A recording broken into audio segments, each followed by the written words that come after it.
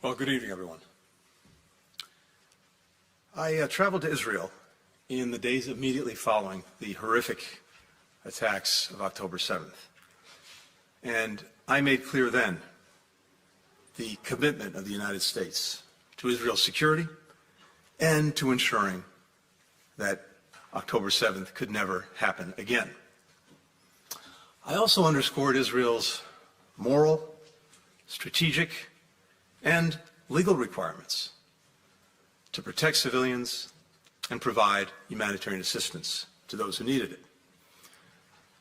Now, of course, what happened after October 7th could have ended immediately if Hamas had stopped hiding behind civilians, released the hostages, and put down its weapons.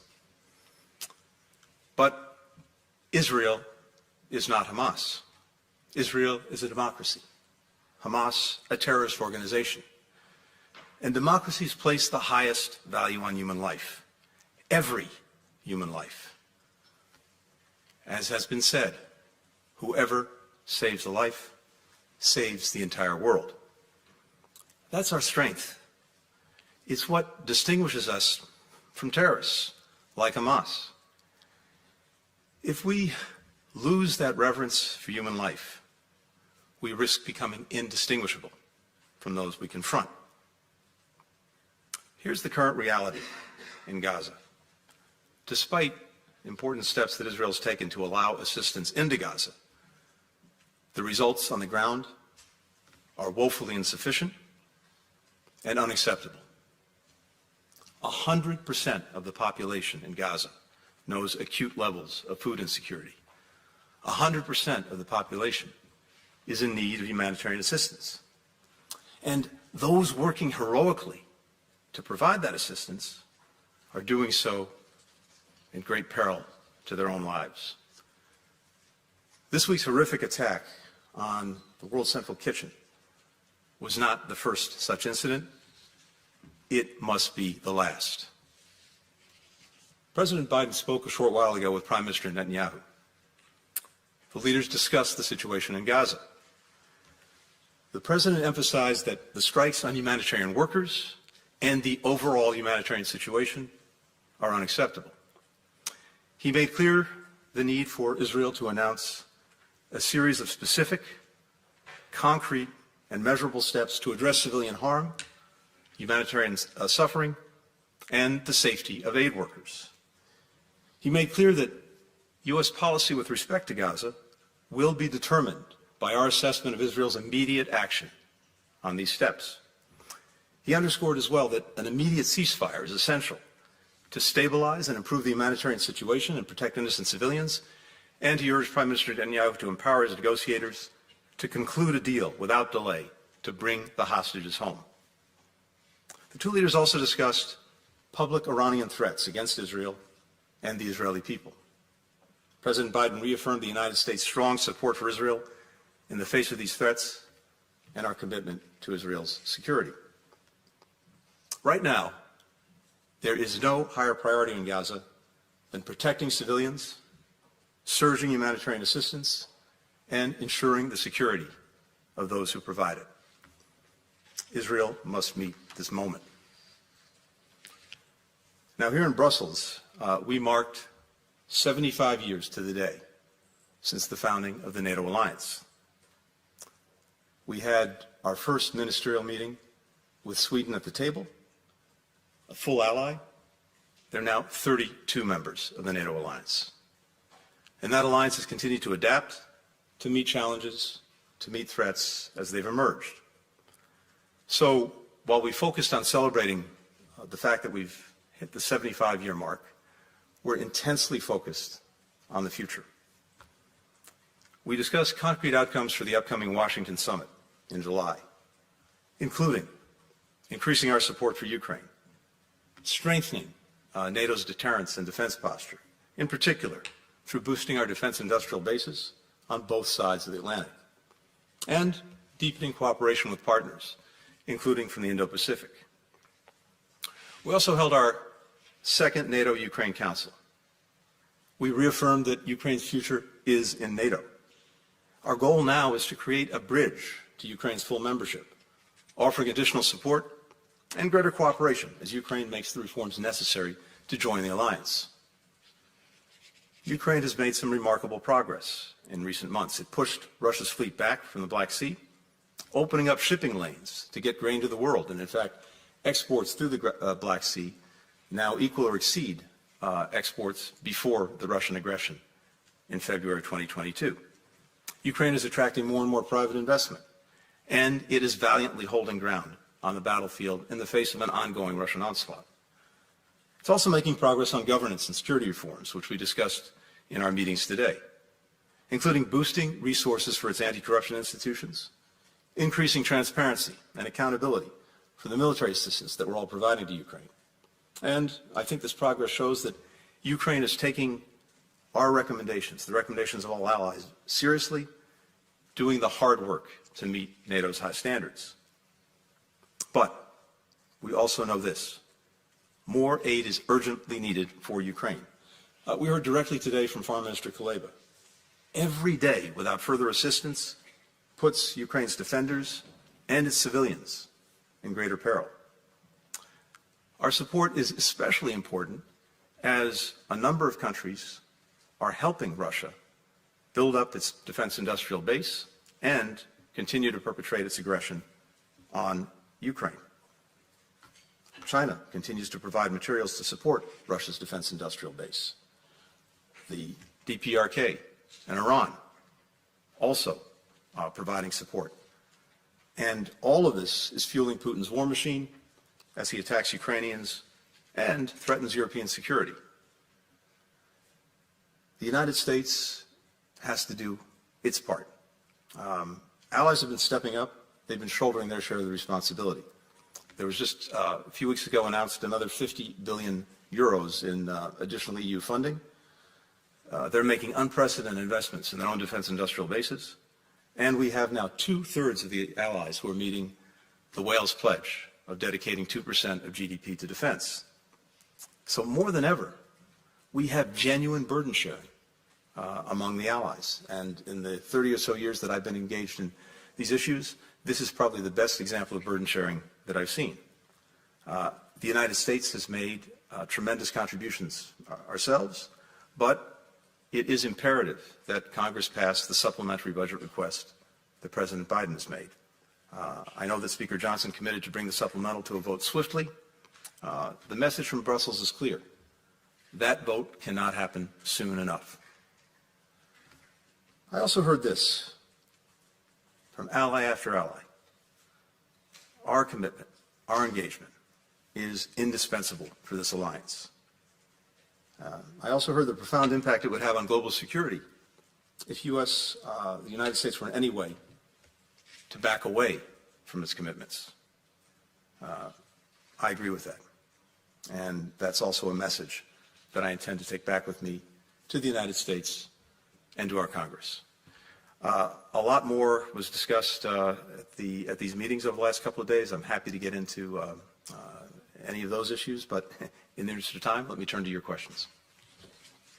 We'll first go to Courtney McBride with Bloomberg. Thank you. Good afternoon, Mr. Secretary. How viable is the proposal for a 5-year, $100 billion NATO fund to aid Ukraine and for greater alliance involvement in coordinating weapons deliveries to Kyiv? And is the U.S. willing to or able to contribute fresh money to that if it is a viable option? And then beyond that, is the U.S. among the allies who have committed further searching their own stocks for additional air defenses for Ukraine? And you just mentioned that U.S. policy on Gaza will be determined by Israel's actions in response to these concrete steps you're seeking. Can you clarify what sort of U.S. policy changes we might be looking at? Thank you. Thanks, Courtney. So first, in terms of funding for Ukraine, the most important, the most urgent thing is getting the supplemental passed. That would be the most immediate and most important source of the additional funds that Ukraine needs to help it continue to protect itself against the Russian aggression. Beyond that, we are, of course, talking to our NATO allies and partners about what they're doing, what we can do, what the alliance can do to make sure that Ukraine has the resources it needs, both in the immediate to address the critical situation now, but also going forward. Because while we're working to address these immediate concerns, we're also working together to build out Ukraine's force for the future, a force that can deter aggression and defend against it if it has to. More than 30 countries now have signed or are in the process of negotiating and signing bilateral agreements with Ukraine. And we're ourselves, the United States, working on our own bilateral agreement. But we're also looking at the role that NATO can and should play over time in supporting Ukraine. And this is an ongoing discussion that we'll have in the weeks ahead. And I imagine that you'll see something at the summit when we come together in Washington in July. In terms of stocks of equipment, supplies, yeah, one of the things we talked about today was everyone going back and taking an immediate and hard look at what can be made available. We know what the needs are: air defenses, artillery, munitions. So I believe, based on what I heard today, that everyone, including the United States, is going to double back and, as necessary, double down on finding the resources that Ukraine continues to need. And with regard to our policy in Gaza, look, I'll just say this. If we don't see the changes that we need to see, there'll be changes in our own policy. We'll next go to Medea Bagnoli from ANSA.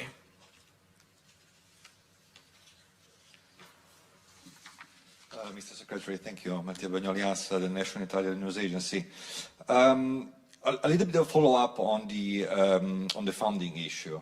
Do you fear that what we see now with the supplement, that it is blocked in the Congress, could also happen to this fund proposed by the Secretary General? So it's something that you could see happening down the line. And secondly, if I may, we know that during the ministerial you discussed also the future relationship with Russia. Can the West still do business with Moscow, so to speak, with Putin at the Kremlin, or a new phase is a prerequisite for a possible reset? Thank you. Thanks. Second part of the question first. Look, with any country, we're focused on policies, not personalities. What we're looking to see is what are Russia's policies, and unfortunately, tragically, horrifically, the policy at present is the ongoing aggression against Ukraine and the tremendous suffering that's bringing to Ukrainians and the threat that continues to pose not only to Ukraine, but to the very principles at the heart of the international system that countries rely on. So that countries can't simply go in and try to change the territory and borders of another country by force or determine the future of that country. Because we know if we leave that unchecked, then would-be aggressors everywhere will draw their own conclusions. And that makes for a world that's even more violent, unstable, and full of conflict. So what we're focused on is what Russia is doing. And as I said, it continues to pursue this aggression against Ukraine.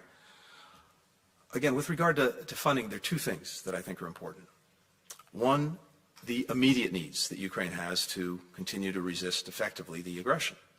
That's where our supplemental comes in. That's where the assistance that the European Union announced is so critical. But we're also looking for ways to make sure that we can help Ukraine in the midterm and the long term develop a strong deterrent force, a strong defensive force, a strong force for the future. One that will require from us, all of us, far fewer resources than we've had to dedicate to Ukraine just in these past couple of years because of the urgency of the situation, but that will help Ukraine develop the military it needs for the future. And as you look at it, we're on a trajectory in the mid to long term where Ukraine will be able to stand very strongly on its own 2 feet militarily, economically, and democratically. The agreements, as I said, that individual countries are reaching with Ukraine on military cooperation and support as well as the work that NATO will do, and more to come on that at the summit, that's going to make sure that the military leg is strong. We're driving private sector investment to Ukraine. There is tremendous both opportunity and potential there, including having a strong defense industrial base in Ukraine that will help Ukraine and also help other countries. And finally, given the process that the EU started on accession, that will continue to drive Ukraine's efforts to deepen its democracy. And so the future and the best possible rebuke to Vladimir Putin is a strong, successful Ukraine. And we're on a path to get there. But we have to make sure that Ukraine gets through the coming months and the coming period of time in the face of this aggression. And that's why the funds, including the supplemental, are so urgent. We'll next go to Shannon Crawford with ABC. Thank you. A couple questions on Gaza. Well, first of all, you said the president called for an immediate ceasefire in Gaza. Is the administration no longer linking a ceasefire to the release of hostages? And in telling the Israeli prime minister that he needs to empower negotiators to secure a deal, are you saying the administration sees Israel as a problem on that front? And then, you said the administration will rethink its approach to Israel if it doesn't see immediate action to address the humanitarian concerns in Gaza.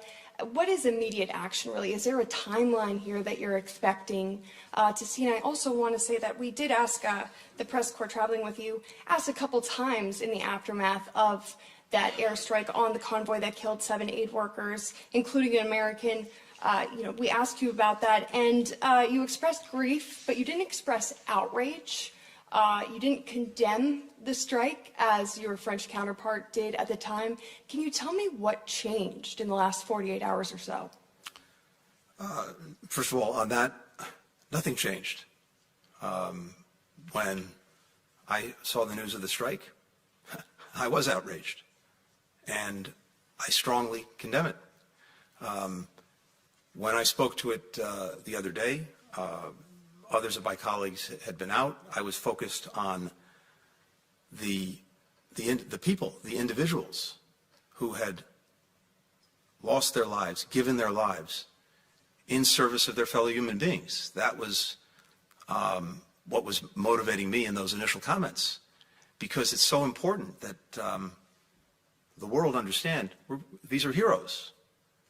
And what these men and women did, the ones who lost their lives in Gaza, as well as people working for World Central Kitchen around the world in so many places of conflict, is extraordinary and the best of humanity. And I thought it was important as well to put the focus on that, even as the administration spoke clearly about our outrage and our condemnation.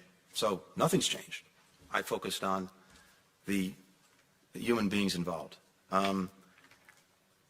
Our conviction remains that we need to see an immediate ceasefire to enable the release of hostages, but also to enable a dramatic surge in humanitarian assistance, as well as obviously better protecting civilians. Now, as I said, the President and the Prime Minister just spoke, but it's our expectation that Israel will and certainly should announce concrete, specific, measurable steps that it will take, and take as soon as possible, to make sure that there can be an effective surge in assistance, that it can be sustained, and that humanitarian workers and civilians are better protected. We'll next go to Nicholas Wallace with DPA. Thank you. The Secretary General's proposal for Ukraine would shift responsibility for combined aid from the US-coordinated Ukraine contact group and to NATO proper. So 2 questions. First, do you support that proposal? Second, how do you respond to those who say that this is Trump-proofing? Does it bother you that European officials are still talking about American leadership in terms of the former president and not the one who's been in power for the last 3 years and who wants to stay there for another term? Thank you. Thanks. First, what the Defense Contact Group has done is remarkable. And I think the work that Secretary Austin did in establishing the support mechanism for Ukraine, in bringing allies and partners together over these many months and coordinating their efforts, has produced extraordinary results. And the question, I think, for us now and heading toward the summit is how we not only work, but strengthen the work that we're doing and that NATO's doing in that effort, both to meet Ukraine's immediate needs and, as I said before, to make sure that it's helping and we're all helping Ukraine build the force that it needs for the future to deter aggression and to defend against it. So these conversations over the last couple of days have been focused on exactly what we're going to do at the summit. We've begun a process among all the countries and with all the experts to flesh that out. We'll be using the time between now and the summit to do exactly that. I expect we'll have another meeting of the foreign ministers in Prague at the end of May. We look forward to a lot of work being done to design in detail exactly what the different roles are going to be going forward. And as to the second part of your question, look, all I can tell you is this. We're focused on the here and now, and what I heard again and again and again was the indispensability of U.S. leadership and U.S. engagement. And we heard that from ally after ally. We've heard that from our Ukrainian friends as well. And we know that countries within this alliance and well beyond the alliance look to the United States for that engagement, for that leadership. I think we've demonstrated it very clearly when it comes to Ukraine and the aggression that Russia committed starting in February of 2022. And we're determined to continue it. We're responsible for the here and now. That's what we're working on. We also want to make sure that as an alliance and as individual countries, we're putting in place what's going to be needed, as I said, to help Ukraine over the medium and long term, make sure that it can stand on its own feet militarily, as well as economically and democratically. So it makes a good deal of sense, especially given our commitment as well that Ukraine will become a member of NATO in the future, to have that bridge on the military side to make sure that there's a clear pathway, and with NATO playing the necessary role to help Ukraine do everything it needs to do to become a member of the alliance. That's what we'll be focused on, and you'll hear a lot more about that between now and the summit. Thank you, everybody. Thanks, everyone. Thanks, everybody. Thank you. We're gonna wrap.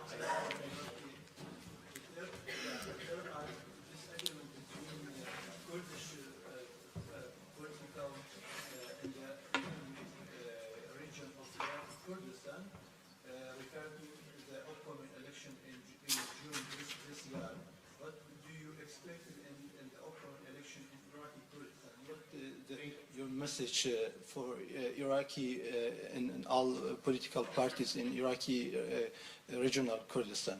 Well, we want to see elections go forward.